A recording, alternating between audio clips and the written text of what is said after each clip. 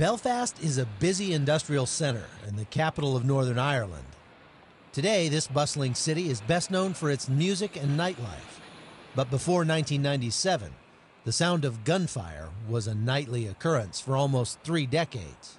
A division between two political parties, nationalists who wanted an end to British rule, and loyalists who wanted to unite the UK, threatened to tear Northern Ireland apart.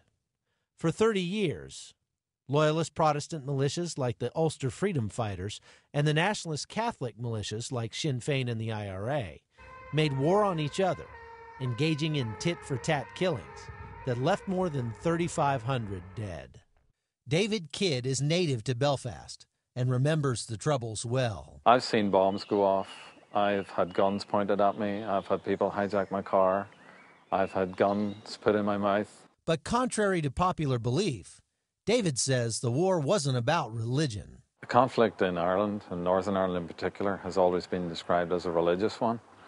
The tribal identities are religious, but the issue was about control of the land. It was about economic advantage.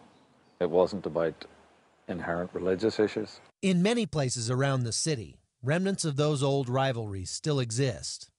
In West Belfast, murals commemorate the heroes from various militias. On the Catholic side, neighborhood cemeteries memorialize those killed in the conflict. And separating the two, this 40-foot barrier bears the graffiti of those unwilling to forget the past. I'm just crossing between the Protestant side and the Catholic side of two neighborhoods in Belfast. They're separated by this wall that they call the Peace Wall. These gates are only open during the day, and you'd think since they've had peace since 1994 that this stuff would be ready to come down. But according to a recent survey, that's not the case. Residents on both sides of the fence say they prefer that it stay for now. Old wounds were torn open once again in March, when a faction calling itself the Real IRA killed 2 British soldiers in a drive-by shooting, then killed a policeman 2 days later. I sat down with Major General Tim Cross, a retired British Army officer who spent years in Northern Ireland, to see if he thinks recent killings signal a resurgence of sectarian violence. I think that's an aberration in the sense that I don't think it's a return to the Troubles. I think it's been a long haul, and there's a generation, 2 generations that have gone through these Troubles, and the vast majority of people in Northern Ireland do not want to go back to the 1970s. Andrew Rodding is another former British soldier who agrees. Really, there's no comparison between what it was like before and now. Before there was a threat of violence, now there is no overt threat of violence. So I'm full of enormous hope, despite recent killings here, because people have decided they will not go back to what they had before, and for them and for their children, they want a new future of hope. David Kidd says that fact is an answer to prayer. Most people expected the Loyalist paramilitaries to kill someone in revenge, but thankfully they didn't. After the 2 soldiers were killed and the Catholic policeman, the First Minister, who was a Loyalist, the Deputy First Minister from Sinn Féin, and the head of the police force stood on the steps here, and they very strongly condemned the action, and they gave very strong positive leadership to the community. As a result of that, the Loyalist paramilitaries did not retaliate for the deaths of the soldiers or the policemen. For the past 400 years, the big tribal identity thing in Ireland has been Protestant and Catholic, and it has been the cause of many conflicts. We now have a political solution that brings those people together, working together, and that has happened because Christians have dealt with the issues and have prayed and made peace happen. David's church in Belfast is doing just that.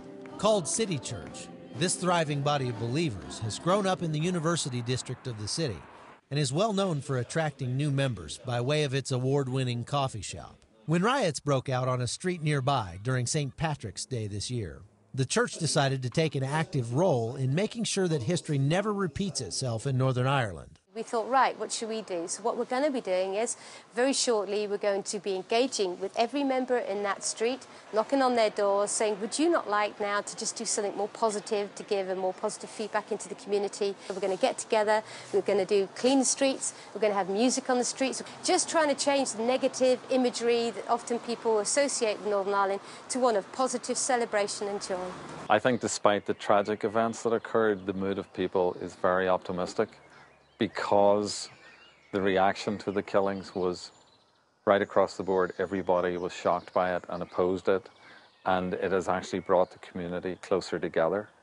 because they realise we cannot go back to that kind of terrorism and that kind of lifestyle. Terrorism and violence can't really work because an eye for an eye makes us all blind, and we have to find a way to live together in peace.